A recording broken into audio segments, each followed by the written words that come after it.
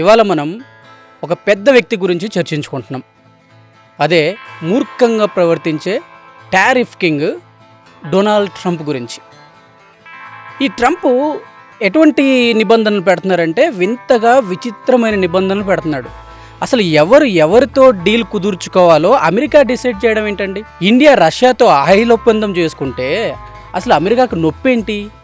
అసలు ఏ దేశంతోనైనా deal set చేసుకోవచ్చు. మధ్యలో ఈ అమెరికాకు ఈ పని ఏంటో అర్థం కావట్లేదండి.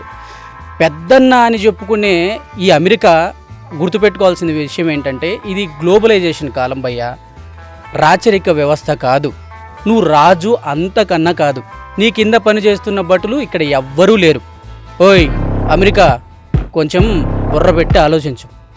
అసలు ఈ అమెరికా విషయం మనం ఒక చిన్న స్టోరీగా తెలుసుకుందాం.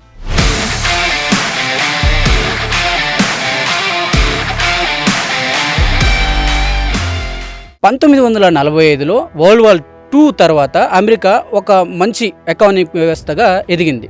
దాని తర్వాత చాలా పరిశ్రమలను దాని కింద పెట్టుకుంటూ వాటిని రూల్ చేసుకుంటూ వచ్చింది. అలాగా ఎదుగుతూ వచ్చిన అమెరికా ఒకానొక సందర్భంలో ఇండియాకు కూడా మంచి సపోర్ట్ చేసింది. 2019లో ట్రంప్ ఒక మాట ఇండియాను వ్యాఖ్యానించాడు. అదేంటనంటే India is a tariff king అని అన్నాడు. ఆ మాటతో కొన్ని యాపిల్ కావచ్చు, హార్లీ డేవిడ్సన్ కావచ్చు, ఇంకా కొన్ని కొంచెం భయపడ్డాయి ట్రంప్ చేసే వ్యాఖ్యలకు. ఇలా ట్రంప్ ఎప్పుడూ రెచ్చగొట్టే మాటలే మాట్లాడుతూ ఉంటాడు. ఊరికే కవించే మాటలు, ఏ మాట మాట్లాడినా అర్థం లేని మాటలు. వచ్చినప్పటి నుండి చూస్తున్నాం కదండి, టారిఫ్లు వేయటం, దాని మీద టారిఫ్లు వేయడం, 200% వేస్తాం, 100% వేస్తాం. అసలు ఏమనుకుంటున్నాడు ఈయన? ఇండియాను ఊరికే కవించే పనులు ఈ ట్రంప్కి బాగా ఇదైపోయింది. నిన్నటి వరకు 25% మేము టారిఫ్ వేస్తున్నామని చెప్పాడు. ఇవాళకి మళ్ళీ ఇంకొక 25% చేసి టోటల్గా 50% టారిఫ్ మన మీద వేసాడంటే అసలు ట్రంప్కు బుర్ర పనిచేస్తుందా? అసలు ఏం ఆలోచిస్తున్నాడు ఇండియా పట్ల? ఇండియాని ఏమనుకుంటున్నాడు అనేది ట్రంప్ ఒకసారి ఆలోచించాలి. ఇండియాతో పెట్టుకున్న ఏ దేశం కూడా ప్రశాంతంగా నిద్రపోయింది లేదు. అది ట్రంప్కు కొంచెం అర్థమైతే బాగుండు. ఈ ట్రంప్ ఎడాపెడా 70 దేశాలపై టారిఫ్లు వేశాడు. ఆ 70 దేశాల్లో ఇండియా కూడా ఉంది.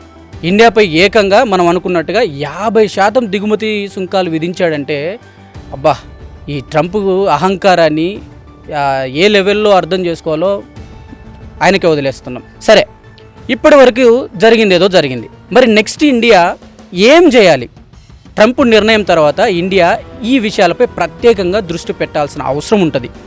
టారిఫ్లను తగ్గించేందుకు ట్రేడ్ ఒప్పందాలు తప్పనిసరి. భారత్ అమెరికాతో ట్రేడ్ డీల్ కుదుర్చుకోవాలన్న వాదన ఎప్పటి నుంచో ఉంది. ట్రేడ్ డీల్ ద్వారానే రెండు దేశాల మధ్య టారిఫ్లను తగ్గించుకోవచ్చు. ఇదే సమయంలో భారత్, యూరప్, చైనా, జపాన్ లాంటి దేశాలతో వాణిజ్య ఒప్పందాలు స్ట్రాంగ్గా చేసుకోవాల్సి ఉంటుంది. అప్పుడే అమెరికా వాణిజ్య ఆంక్షల ప్రభావం తక్కువగా ఉంటుంది. ఇటు స్వదేశీయ ఉత్పత్తులు మరింత ప్రోత్సహించాల్సి ఉంటుంది. భారత్ తన మార్కెట్లను బలంగా ఉంచుకోకపోతే ట్రంప్ నిర్ణయ ప్రభావం చాలా గట్టిగా పడడం ఖాయం. ఒక్క విషయంలో అయితే మనం బాగా ఆలోచించాలి.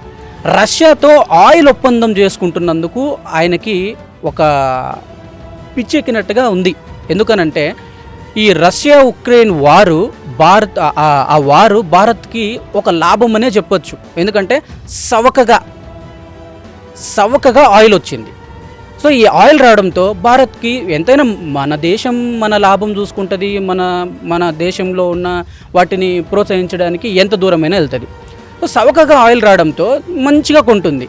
ఇది ట్రంప్కి వెర్రెక్కిచ్చినట్టు చేసి ఏం చేశాడు? టారిఫ్లో ఇది చేస్తున్నాడు. ఏమండి ట్రంప్ గారు, ఒకటి గుర్తుపెట్టుకోండి, రష్యా మాకు ఎంతో తోడుగా నిలిచింది ఒకానొక సందర్భంలో. నువ్వు నీ గుంటనక్క పాకిస్తాన్ కలిసి ఇంకా చైనా లాంటి ఇంకొక దేశాన్ని వెంట పెట్టుకొని మా మీదకి యుద్ధానికి వస్తే మాకు బలంగా ఒక ధైర్యంగా నిలబడింది రష్యా. మా దేశం చిన్న సహాయాన్నే గొప్పగా ప్రకటించుకుంటుంది. అలాంటిది కష్టకాలంలో మాతో నిలబడిన రష్యాను మేము ఎందుకంటే దూరం పెట్టుకుంటాం? ఏమన్నా పనిచేస్తున్నా ట్రంప్? ఒకసారి ఆలోచించు. రష్యాను మా నుండి విడదీయడం అనేది నీ వల్ల కాదు ట్రంప్. భారత్ పైన ఫోకస్ చేస్తే నీకు కూడా నిద్ర పట్టదు. జాగ్రత్త. ఉంటాను మరి.